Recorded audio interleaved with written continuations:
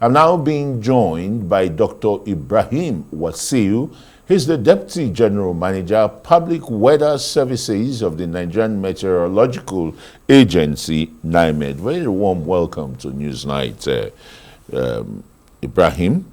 Could you just explain to us, in layman's terms, the main atmospheric dynamics behind the projected dust, haze, and sunshine over the next 3 days, and how seasonal patterns such as, you've predicted, or as the harmattan would influence these conditions? Thank you for that question. First and foremost, let me remind the public that NIMET is saddled with the responsibility to provide timely and accurate reporting of weather and climate information for socio-economic development and safety of life and property. The Earth is a system that is connected, where everything happens, and what happens in point A, has influence over what happens in point B.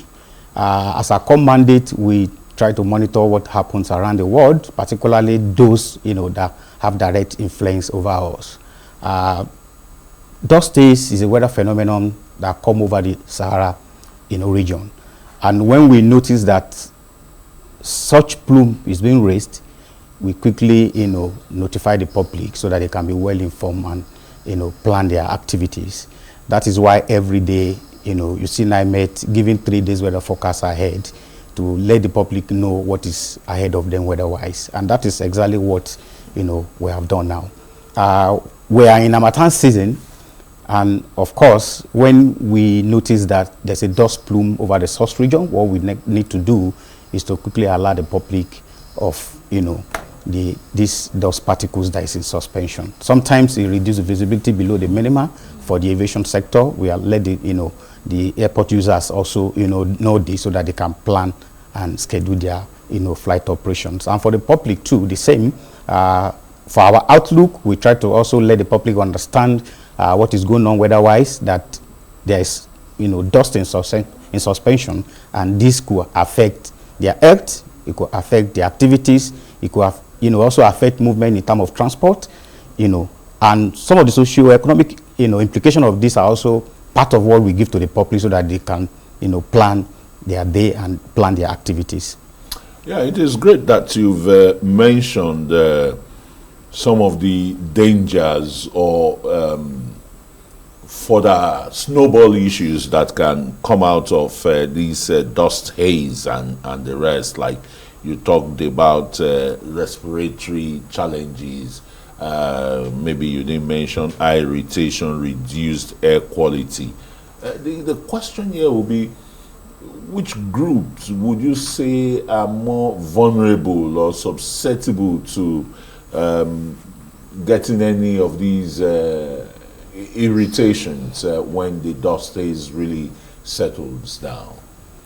Thank you for that question. Experience have shown, and studies have also shown, that the vulnerable group are the children below 5 years, the aged, the elderly ones, and people with respiratory, ailment like asthma, respiratory disorder, and all that. They are more vulnerable, and that is why they should spend less, time outside, because this could affect them, and it's advisable to take necessary precaution so that the impact, the health implication of this will be minimal on, being exposed to it.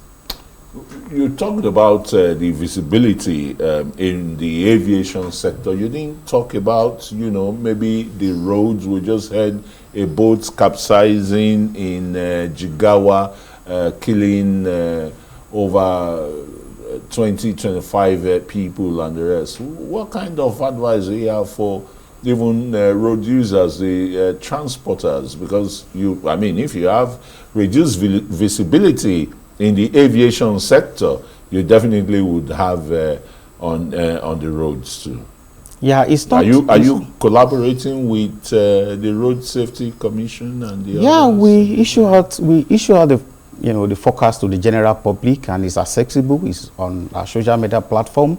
It's on internet. It's everywhere. It's easily accessible and it's free.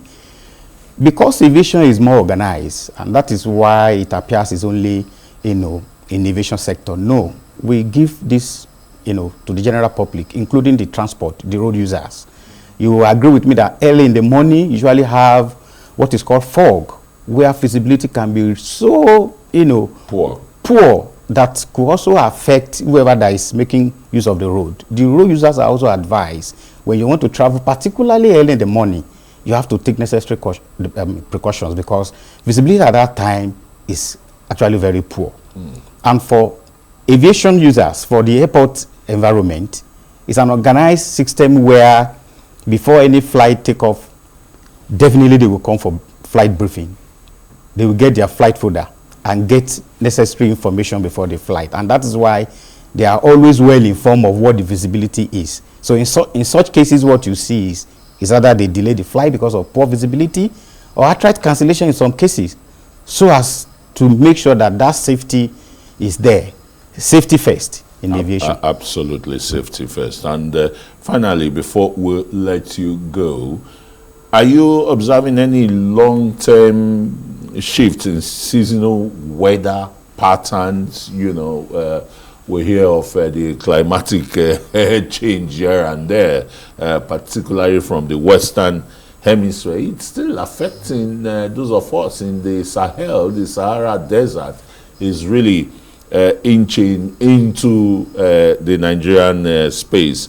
So what kind of seasonal weather pattern changes is NIMET or is Nigeria going to experience? Short-term, long-term, and the rest? Long-term, for instance, what we are seeing now is climate variability and change.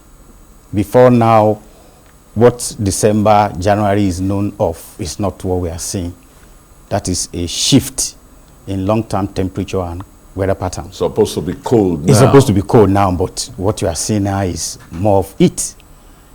That is the climate change we are talking about. That's the climate variability. But it's not only Nigeria.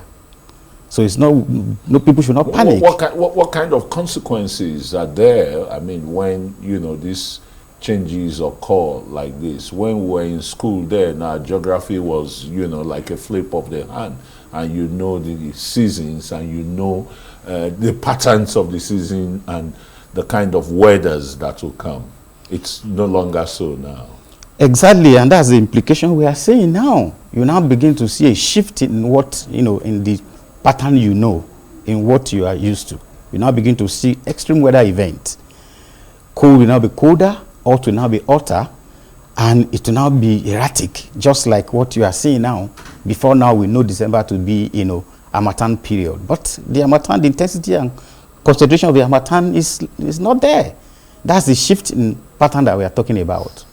So until the human activities, even though, yes, there's also natural, part of it, the driver of climate change, we need to ensure that human activities, particularly, the release of greenhouse gases is minimized, so that all these extreme weather events we are seeing now. The issue of deforestation too. Yeah, it's also one of it. Nigeria, in West Africa. Yeah, the gas, the coal, the oil, fossil fuel, and all that burning of fossil fuel will continue to cause this shift in pattern.